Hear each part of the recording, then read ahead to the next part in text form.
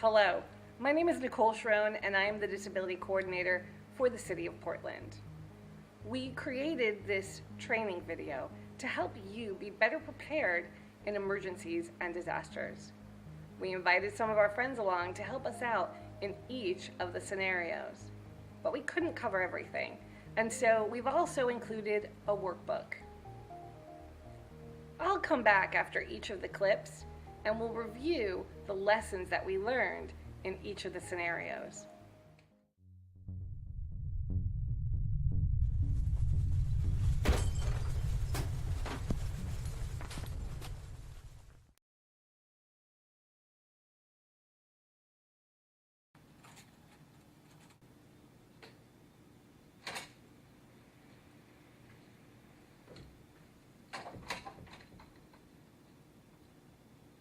I'm here!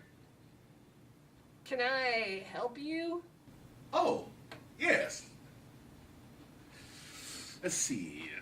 I'm here to cause mayhem, chaos, and absolute panic. And no, I don't have an appointment. I wasn't really expecting you, but come in. Okay, let's see. What are we gonna do here? Oh, I'm an earthquake.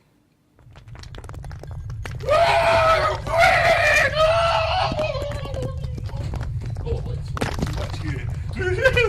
Whoa.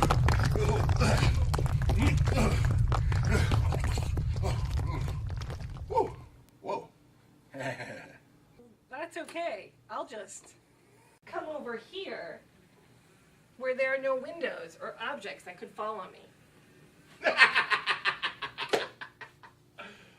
I think we have a problem here. What if I were to block the exit? Oh my God! She stopped! What are we gonna do? No problem. No problem. You can't leave. I don't want to go anywhere for several hours. There could be aftershocks. And anyway, this building has been seismically retrofitted. Seismically what? Oh, she's here. Who's here? Come on. You're calm. You got a plan. So obvious. Oh, you mean preparedness. Hello, emergency. Yes. We were just talking about you the other day. Oh, my face. Yeah, I admit it. I was nervous about meeting you. But since I'm prepared, you're not as scary as I thought. Bet you didn't think about this. You're in a wheelchair. How are you gonna get out of here? Sure, I may be alone now, but I have people in my emergency support group who can help me. Emergency support what? Emergency support group. It's a group of people that Nicole's identified ahead of time to help out in case you show up. Yeah, I actually have a contact list here in my emergency kit with everyone's name and number. And I've actually already made a plan with one of my coworkers that knows I'm here in case... An emergency. What if your coworker can't get here? I've got this. Damn, girl, what are you doing? What she's doing is blowing her whistle in a repetitive pattern. First responders know to listen for that. All right, you got a whistle. But there's no electricity. And you have a power chair. Batteries are not going to last forever. I have this handy device that lets me charge my wheelchair batteries, plugging it into my car lighter. Oh, cool. Can you charge your phone with it? Uh-huh. How about a laptop? Sure. A microwave? No. No microwave? Well, then how you going to eat?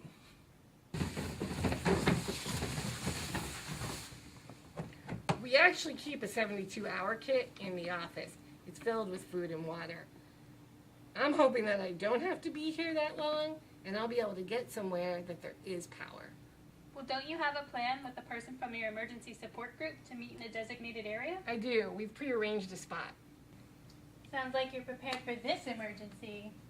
Oh, you're not so bad. No, he's not. Hey, how you doing? My work here is done. Alright. In this scenario, we learned about earthquake preparedness.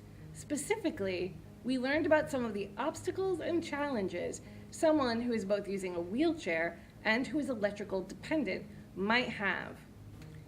Let's start our talk about the two themes that came up in this scenario and will come up in every scenario throughout the training video. The first one I want to talk about is an emergency support group. These are a group of people that you have contacted ahead of time to help you during the disaster. These can be family, friends, co-workers, caregivers, and even neighbors. I know it can feel intimidating asking people for help. And when a disaster strikes, people will need to take care of themselves and their family members. But people will also step up to help. So I think 5 to 6 people is a good number to have in your emergency support group. Keep a copy of the contact information of your support group in your computer, on your phone, on your refrigerator.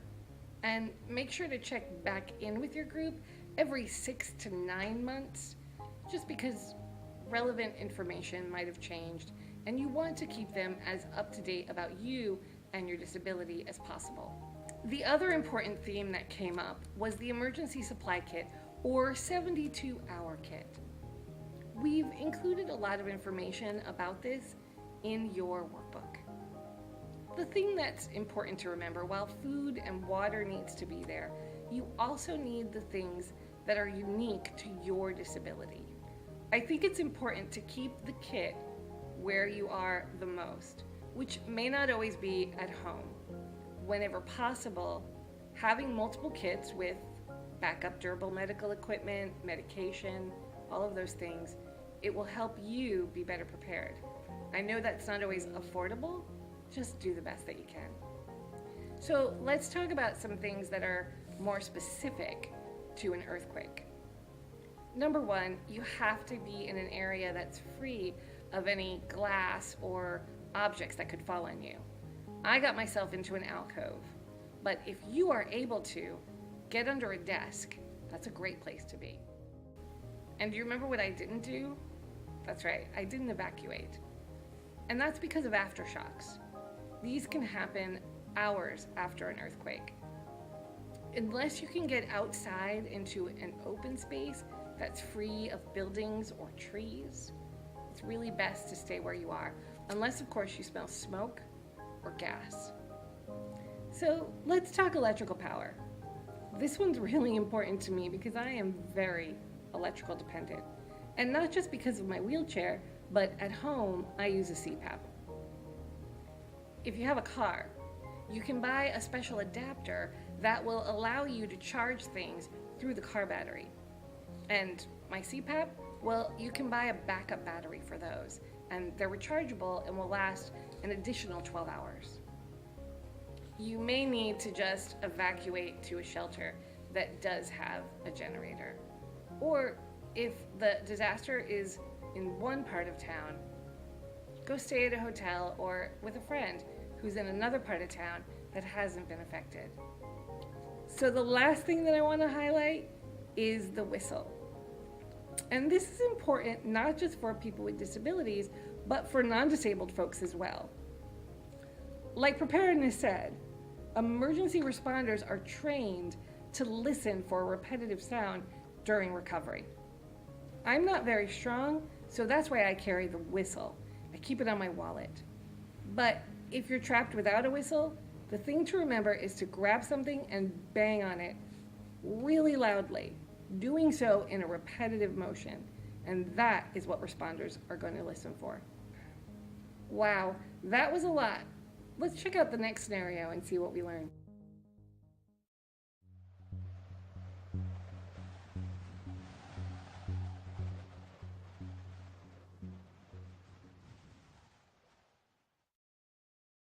I've lived in the Northwest all my life, and I'm used to all kinds of weather.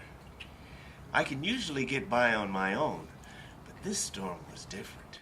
2 feet of snow fell, shutting down all kinds of bus lines, making the sidewalks impassable. There was so much snow, I couldn't even get out my front door. It's an inconvenience for most people, but for being blind, it makes getting around town almost impossible. And I have to depend on the bus for everything. So having preparedness for help really saved me. Hi. I really didn't do that much. She told me all about emergency and how to prepare for it. I thought I had this one in the bag. It was a snowstorm. There was no buses. No electricity. Seriously, how did you do it? Well, for one, I put together a 72-hour emergency supply kit. It looks like you have all your supplies. Now we just need to put them in the tub. We can put some of your personal items like your soap,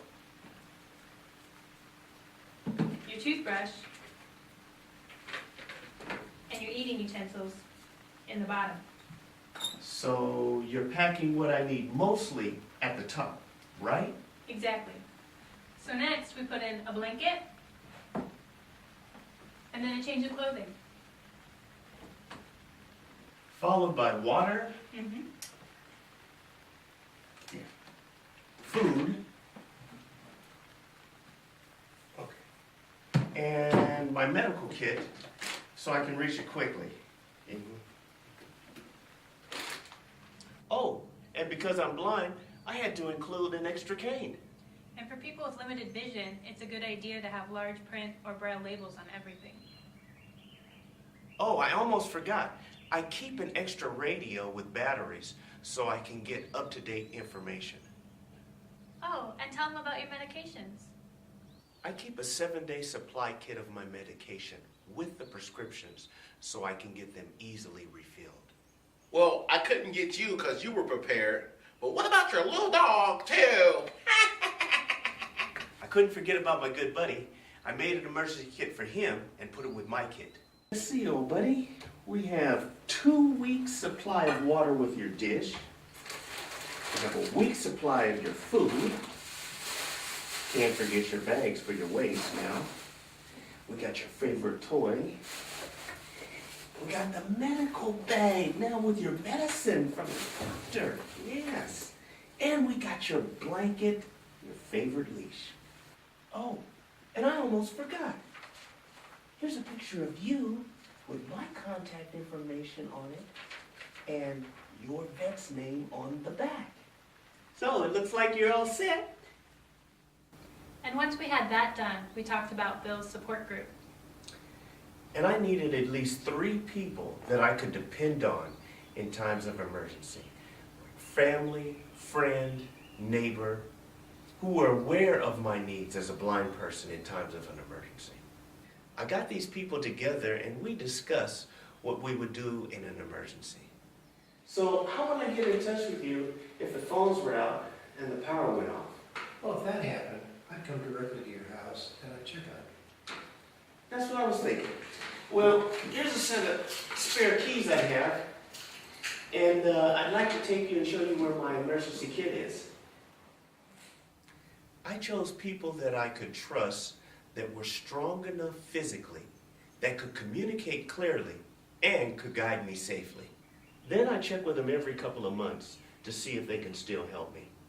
And he also signed up for the Additional Needs Registry. A&R is a program put together by the city and county to identify and assist people who may need extra help during an emergency. It doesn't guarantee first responders will come and evacuate you, but it lets planners and responders know where you are and others are and can connect you with volunteers in your neighborhood who may be able to help you evacuate.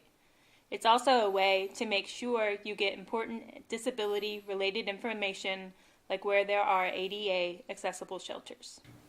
In Portland, I signed up through publicalerts.org and followed the prompts. for people with disabilities.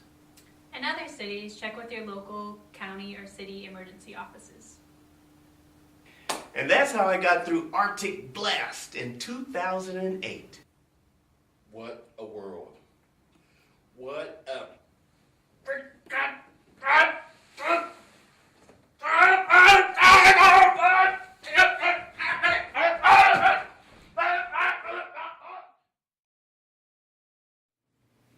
So let's talk about storms. Since Nicholas is blind, he had some different challenges than I did. So we both needed emergency support groups. And Nicholas was really good about meeting with his beforehand, and he even gave them a set of extra keys so that they could come and help him out. We also both needed emergency supply kits, but we handled it a little differently. So there were two major things that Nicholas needed that I didn't. One were braille labels, so that he could read what each of the items were. And the other was that the items were put into the kit in a specific order to help him find them when he would go back to use the kit later. Labels or pictograms would also be good. This would work for people with low vision and also people with cognitive or developmental disabilities. So Nicholas also needed a kit for his dog. If you have a service animal or therapy animal that's going to be with you through an emergency situation, you're also going to need a kit for them. The other thing that Nicholas did was he signed up on the Additional Needs Registry. And I can tell you a lot about this program because I run it. The Additional Needs Registry works in two ways, both for large-scale disasters and for those little emergencies at home. For the larger scale disasters, the registry works to allow planners to get a good idea of where folks are in the community and what their needs are going to be. So for example, if we need to evacuate a large number of folks with mobility devices from a certain area of town, we will know that ahead of time and can plan accordingly. We are also able to connect NET team members or neighborhood emergency team members with the folks in their particular geographic area. And this lets us know that there are people, volunteer responders, that can evacuate folks and get them to shelters when first responders are busy with the main area of disaster. So for smaller scale emergencies, the registry works by putting folks into our 911 system. So when a 911 call comes in, say for a fire, firemen are alerted to specific information. For example, if someone in the house has traumatic brain injury and is nonverbal, the fireman would know this and would be able to act accordingly. You will find all the information you need to know about signing up in your workbook. On to scenario 3.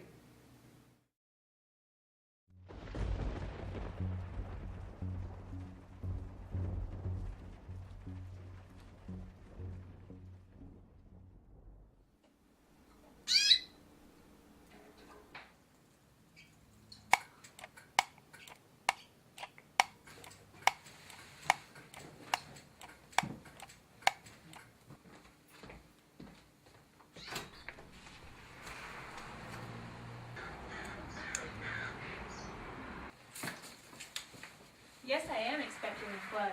It looks like I beat him. Who? Oh, you'll know when he gets here. I know it's not raining, but an emergency can happen at any time. I'm here to help you get prepared.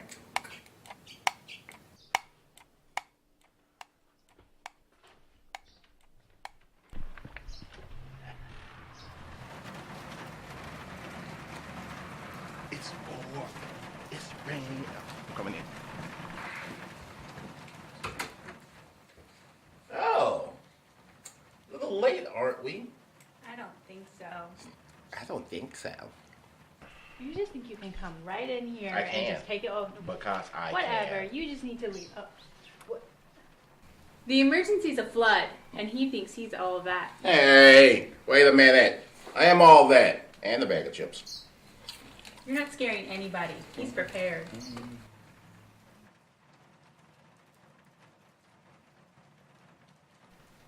What is he doing? He's checking to see what's going on and to see what officials are recommending for evacuation. But how was he even? That's not possible.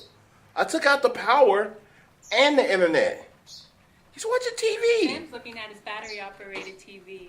He's deaf, and he can't hear a radio like other individuals.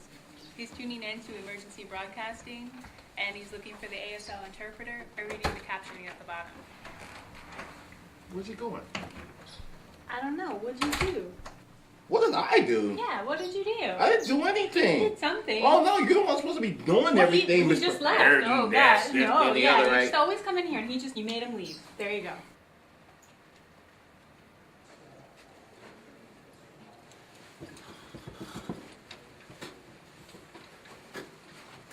Okay, are you hurt? Are you okay? I can't understand you. So she doesn't know you're deaf. Remember, not all shelter staff are trained on how to work with people with disabilities.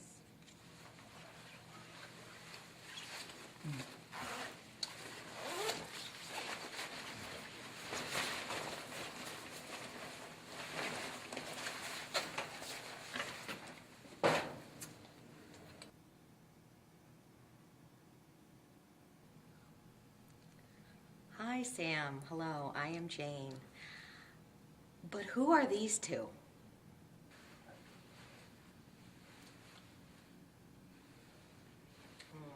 I don't understand. Can you write it down or something? Can you write it down? Okay, I know I have a pad of paper around here somewhere. Is that my pad of paper? Huh? Yes. There you go. That's what I do. I mean, mayhem, destruction. Right. Isn't it fantastic? Yeah. How is this going to help us in a real emergency? It's not my problem. Not my problem. Sure. Hey, Sam. Oh, okay. Emergency and preparedness. I see. Okay, you know what? Okay, I'm going to see if I can get you an interpreter. Okay? I'm going to get an interpreter for ASL. Okay? You're welcome.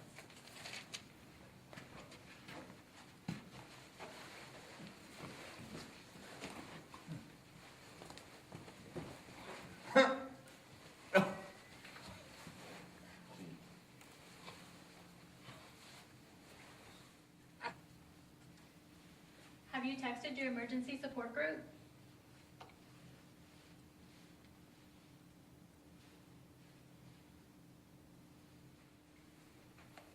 Hey, Sam. Listen, we can't get you an interpreter for several hours. So what I'm going to do is set you up on a cot, okay? Here.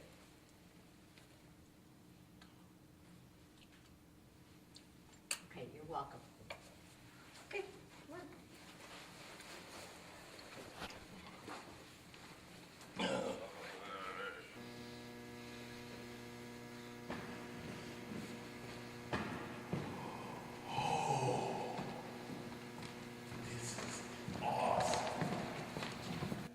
Okay, can I have everyone's attention? Just want to let you know that the mayor has declared a state of emergency. We will be expecting many more guests here at the shelter very soon, so please be prepared.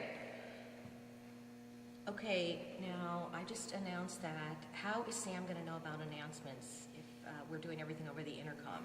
Well, what we can do is post all the announcements in a central location and then let Sam know that you'll flash the lights whenever a new announcement is posted. This is good for people who are deaf and hard of hearing and then also people who do not speak English. Okay, excellent. Post a sign, flash the lights. That'll keep everyone informed. See, we're going to be here all night so we can tell ghost stories, and I can tell you about the last thing I did, and then we can talk about other things that I did.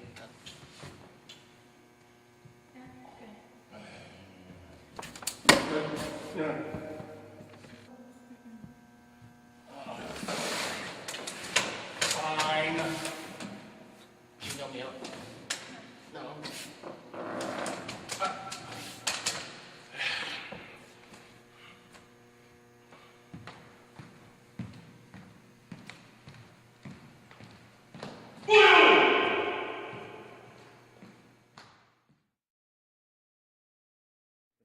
Not only does scenario 3 teach us tips for people who are deaf, it teaches us that not all the people that work in shelters are trained to work with people with disabilities. Don't get me wrong. When people are setting up shelters, especially Red Cross shelters, there are definitely policies in place that are there to ensure that the shelter is set up in accordance with the Americans with Disability Act. The thing to remember, though, is that not everyone that's working in the shelter that day has gone through the extensive Red Cross training. These folks are often volunteers, and they don't always know the policies and procedures that have been put in place to accommodate the people with disabilities.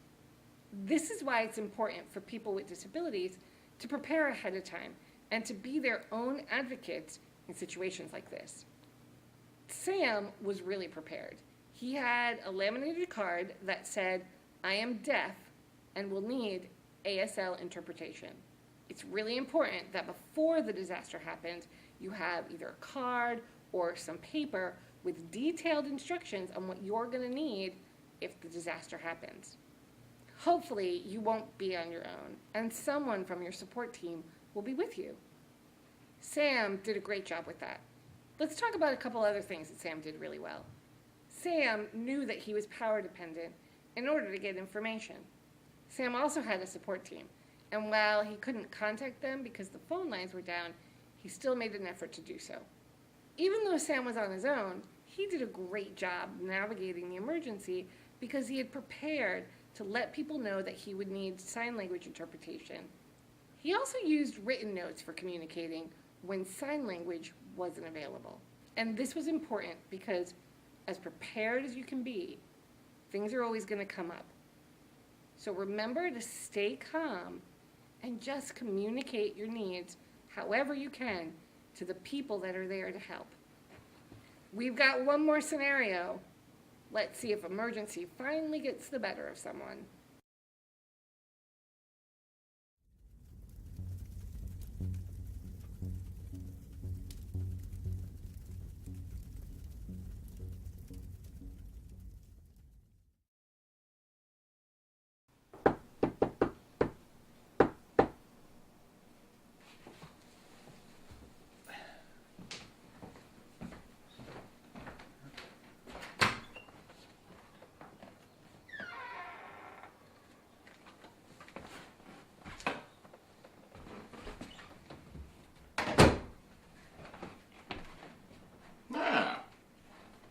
Looks like I'm the first one here. First? Who are you? Agent Orange, FBIA. But that's a library card. Doesn't matter. Mind if I smoke? Yes. Well, I guess I'll go put this out in the kitchen.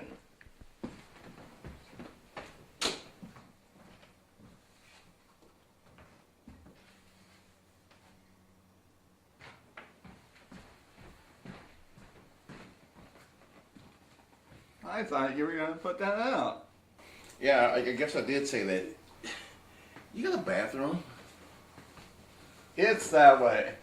Okay, thanks.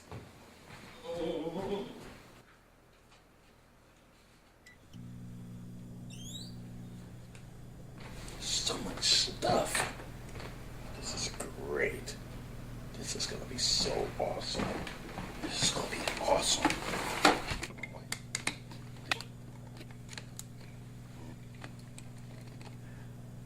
What are you doing? Huh? I'm making myself pretty. I don't even have hair. Where's your cigar?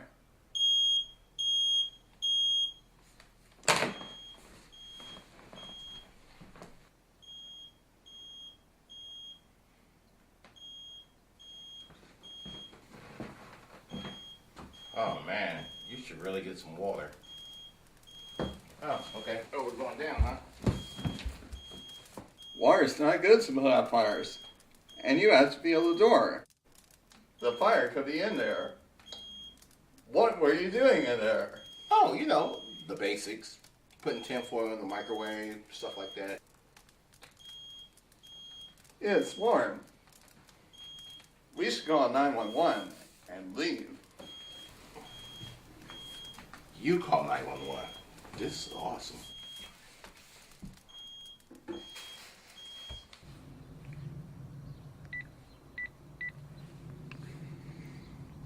Hey, let's use this. No, I don't know how. And you shouldn't use it unless you know how. Yes, 911. My name is Chris Collins, and there is a fire at my house. Oh no, I'm too late. No, you're not. The fire department is on their way, and we got out safe and sound. So what about your little puppy? Oh, I'm allergic to fur. Reptile? Gerbil? Fish?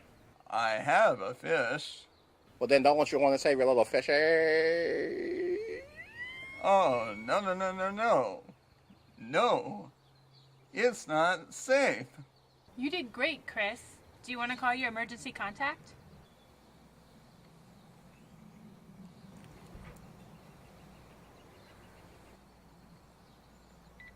Hey, what's this?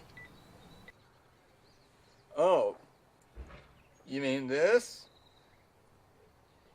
It's my emergency bracelet. It's where I keep the name and contact info of my emergency support person, which is my mom.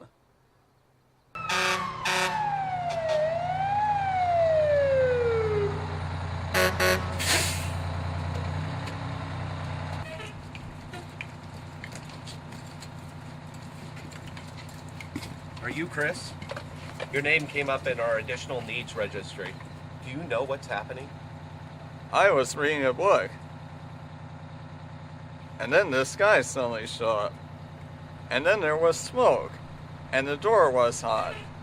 So I crawled out and called 911. Are you okay? Yes. Hey, buddy, where are you going? Mommy. Hey, look, the cat.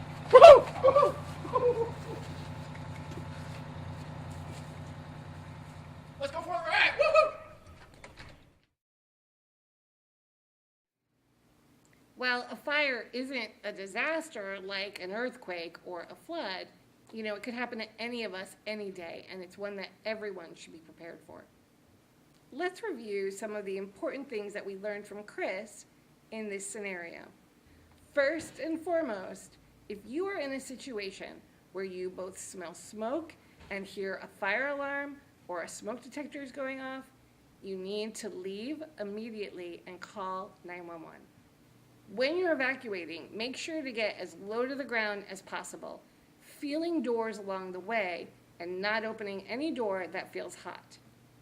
If you can't get low to the ground, make sure to cover your mouth with something to prevent smoke inhalation. Don't try to put out the fire. Depending on what kind of fire it is, things like water could actually make it spread. And while fire extinguishers can be really helpful in putting out small fires, if you haven't been trained to use it, don't. Once you're outside, wait for the fire department to arrive. When they do, let them know if there's anyone else inside, if there's any pets inside, and where their location might be. Never go in after your pets.